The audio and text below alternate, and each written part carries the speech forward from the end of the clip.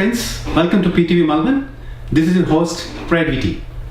In today's world, many people, especially the youngsters, have a dream to immigrate to developing countries like US, Canada, Australia to fulfill their dream, to study, work and make their family there. A good immigration consultant and your knowledge about the country's rules and regulations is very important to achieve this ambition. So today we are in Office of Migration and Education Expert. Their office is in Thomastown. They are a very well-known immigration and education consultant based in Melbourne. We're going to meet with Ms. Chaman Preet, who is the owner and partner in Migration and Education Expert, and we're going to ask a few questions about the current trends and some advice for the people who want to make Australia their home. Welcome, Ms. Chaman Preet. How are you doing? I'm good, thank you. How are you? Okay. First of all, thank you for talking to us and taking out your precious time. We appreciate your efforts because this some information about immigration and education will help millions of people back in India as well. So, give us a bit about your company. It's a very interesting name. It covers both migration and education services. So give us a bit detail about it. How do you help people and what are the areas? So, Migration and Education Experts, as the name itself states, is a one-stop shop for all your immigration-related matters, be it the migration area, be it the education area. Our aim is to provide our clients with a hassle-free experience. So, from what we hear from our customers is that when they go to an immigration consultant or their matters are related to education, they have to run to different people, different parties. So we try to make it a one-stop shop solution for our clients. That's very interesting, and it's a one-window solution. So that solves a lot of problems and a lot of help to aspiring candidates. So we're going to ask some questions about the general immigration in Australia. So, Ms. Preet, tell us in a year how many people all around the world they try to make Australia their home. Like, for example, how many people apply visas to Australia? So the immigration intake for Australia last year was about close to 190,000 people. There has been, as we all know, a recent boom in the student category. So in February alone, about 500,000 people have applied for student visas, which includes people from all countries like India, Nepal, China, Brazil being the biggest ones. So there has been about a 12% increase in numbers as compared to what we saw last year. Oh, that's interesting. Student visa is a very popular category, as you said, and I've seen many of Indian people are students, are applying.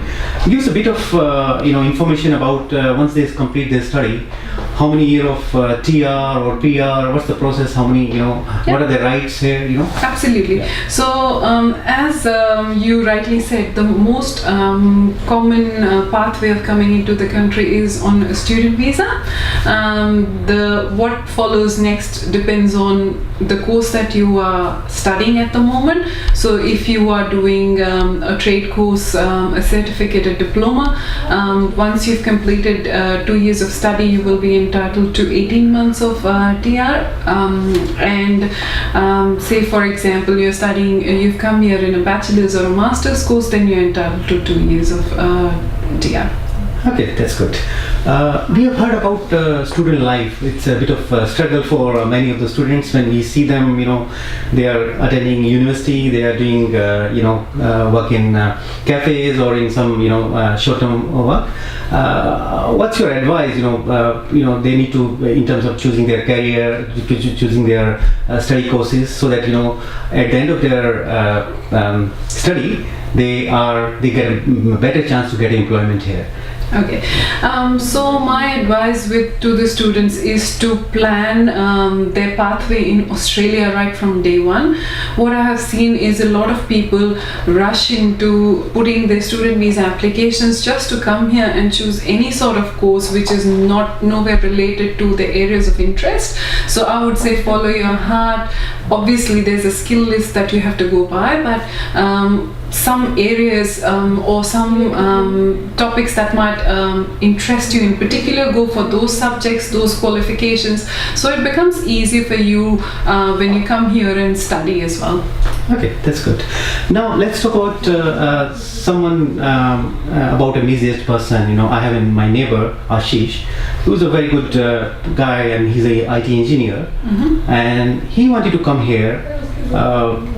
What are the current point score system, or you know, what are the chances? Because I heard that these rules are getting tougher and complex day by day, and one need a help of a good immigration consultant like you.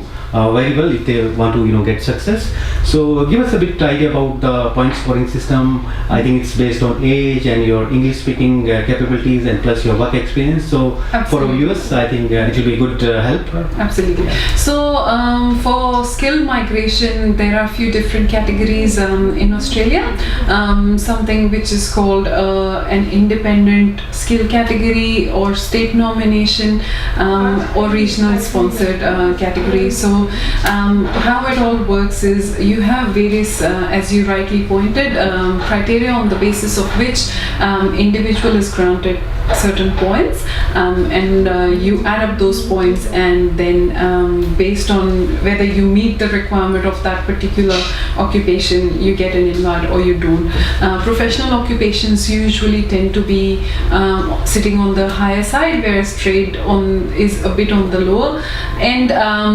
So 60 is the entry requirement, at least 60 points, but as you would, most of you would know, IT is somewhere, IT engineering is sitting somewhere around 70-75 at the moment, and accountants 80, even at 80 people are not getting it. So yes. Yeah, I agree with you, and I think there are some special courses where you can get some 5 marks, like Hindi test, NEET and kind of thing. Absolutely, there are a lot of opportunities, lot of options by which you can increase your numbers, and also other possibilities that we might be able to suggest. So it's always good to take advice of a qualified immigration consultant who can tell you how you can brighten the chances of your PR. It could be it could be something that you might not have thought of as well. So, and at the end of the day, it all comes down to how your case is presented as well. So that's where our expertise come into play. Okay, good. Tell us one, there's a problem with many of the people who face in India, like there are plenty of consultants who are out there, but they're not sure that where to go. What are the couple of things people should check, whether they have a partner who is in Australia, who is a authorized and legal consultant like you. So how do a normal person can check, or how do they can contact you directly, instead of going through circles? So give us a bit idea about the way. Absolutely. So what are the first advice that I would like to give out, especially for students who are wanting to come to Australia and are overseas at the moment, is to find out if the consultant that you're going through has, as you said rightly, tie up with the registered migration agent. So in any of the promotion material, the registration number has to be displayed as per law, and you are also entitled to ask for the registration number. You can look that consultant up yourself on the website.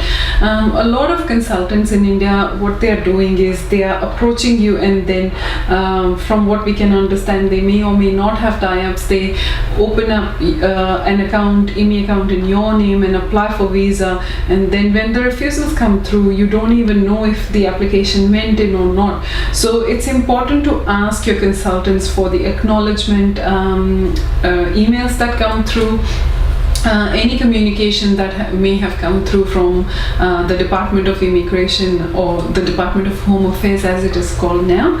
So it's important to view them yourself rather than relying on what someone is telling you. Yeah. That's a very good advice, viewers. This is a very important. I've seen cases where people have wasted their money, wasted their time, because they have not gone to the right consultant. So as Ms. Preet has indicated, there are few rules and regulations, and there are few checks and balances of checking their registration number and whether they're proper tie-up with the authorized and legal Australian consultant. or the best way is to directly approach someone like Ms. Chaman Preet, Absolutely. who is based here, and she's helping in a big way to Indian community, to students, to family visas and work visas. So let's talk about family, Ms. Chaman Preet. Now take a scenario like if I'm a permanent resident here, and if I want to go to India and marry and bring my spouse here, what are the rules there? How much time it take? And what are the things which you need to prepare? Like for example, now let's say courtship goes for 2 years. So can I do something well in advance to apply before I formally get married? Absolutely. There are a lot of things that you can start preparing when you think of your application. The best thing is to start right from day one to think what we want to achieve at the end of it. So say for example, as you have said, one example could be partner visa when you get engaged. From that time, getting all the pictures together, phone records together, invites, etc. So my advice would be to go and talk to an immigration consultant relating to your matter, who can actually tell you how you can get the valid information together for your case. Your case might be genuine, 100% genuine, but if you don't have the supporting information or the documentation, the department, how do you think someone sitting over there would actually believe that it's genuine when actually things are happening around us? So it's very important that we present the case as it is and plan for it from day one. And when the time comes, definitely it becomes a lot easier to get past the line. Like if your document, at the moment you asked us what is the processing time for the partner visa, it's taking anywhere around 18 to 24 months. However, we've had recently a case where we prepared all the documents, put everything together, we got the medical in 2 weeks time for an offshore partner visa application. So it really comes down to how you prepare your case and what sort of evidences you attach in all up 3 months time. So it depends on how you strategize and present your application. Oh, that's interesting. And good news also, because it's not taking much time as compared to other countries. Yeah. I heard that countries like Canada and US takes years and years. Absolutely. And I think there's no guarantee for success. So guys, Australia I think is a good options considering, and it's a what do you tell about people about when they ask about life here, because many of them they feel okay going to US and Canada makes more value. So what's your advice to people who have not thought about where they want to go in their life? So definitely Australia has world-class education, highly recognized universities, the infrastructure is fantastic, the landscape is beautiful, everybody wants to come here to see Australia. So the quality of life is beautiful.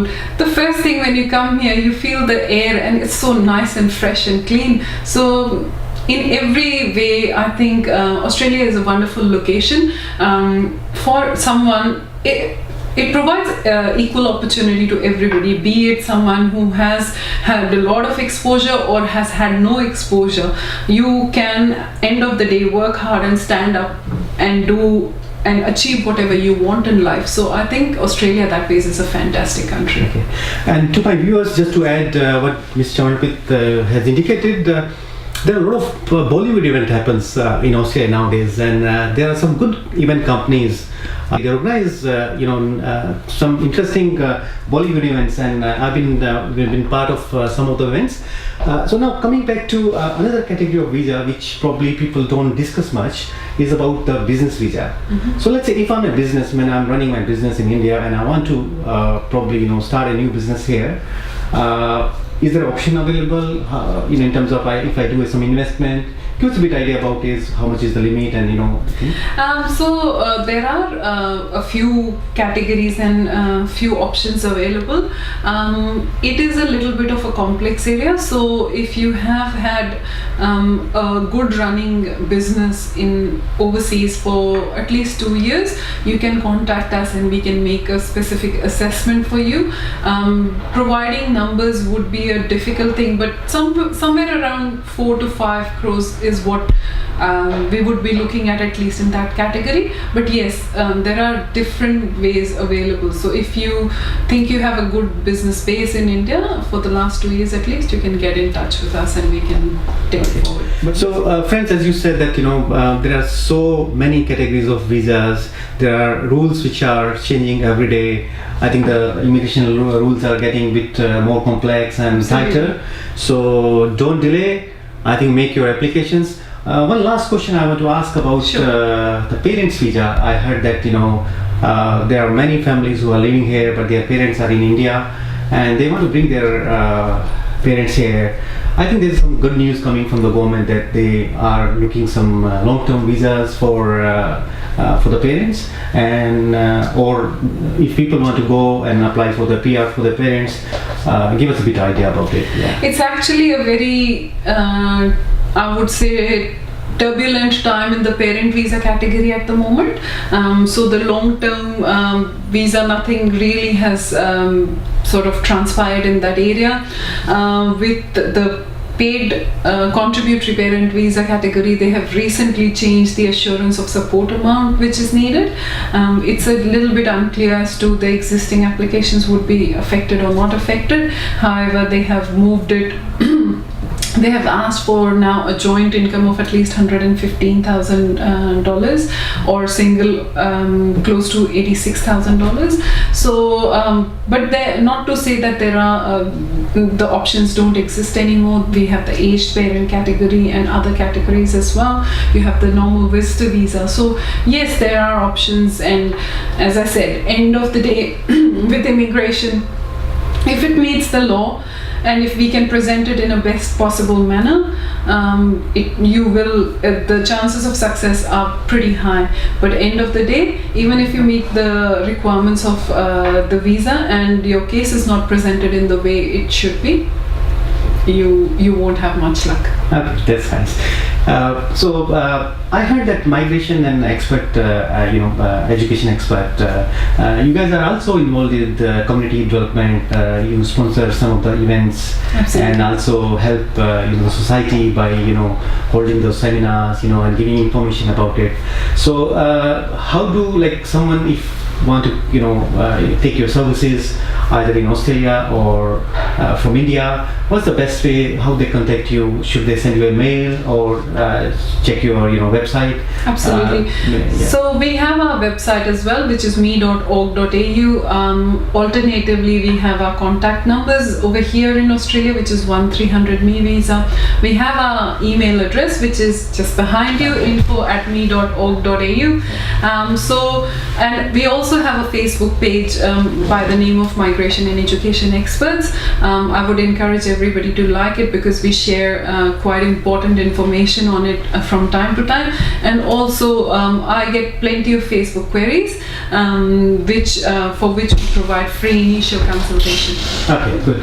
And also I think that one of the easiest ways to just pick up the phone and call office. I think the normal office hours are 8 to 5, I guess. Yes, it is 9 to 5. 9 to 5. And even on the weekends, we work on Saturday till about 1 o'clock. And other than that, even outside of office hours, we have option to see clients by appointment. So my normal working day ends at about 8 p.m. So thank you so much, and it's lovely to know that you're working so hard to fulfill the dreams of larger community and aspiring people, because immigration and migrating to another country is like a new start of a life. It takes a lot of efforts, it takes a lot of money, it takes a lot of willpower to settle and to good. But what's your experience, people who have migrated here and they're here for 5 years? I feel they are generally happy. They feel that okay, they have done the right decision to come into down under and enjoy life. Absolutely. So I will go by my personal experience. My husband was here since 1997, and in 2005, after taking his permanent residency, he decided to move back to India. And 2 years he could not survive. So that's the life we get used to over here. It's a beautiful country, beautiful lifestyle. Yes, you miss some aspects of your home country, be it your parents and the regular social touch over there, but trust me, if you go back, you might find yourself in the same boat as my husband did. So yes, a beautiful country, beautiful place to live in. Well, thank you so much, and thank you for talking to PTV Melbourne. So friends, this was our coverage on social diary. Today we were with immigration and education experts.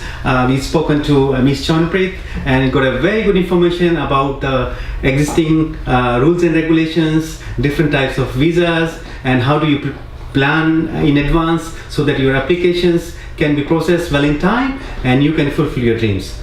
Thank you so much. Stay tuned to PTV for more updates on social and sports event. Thank you.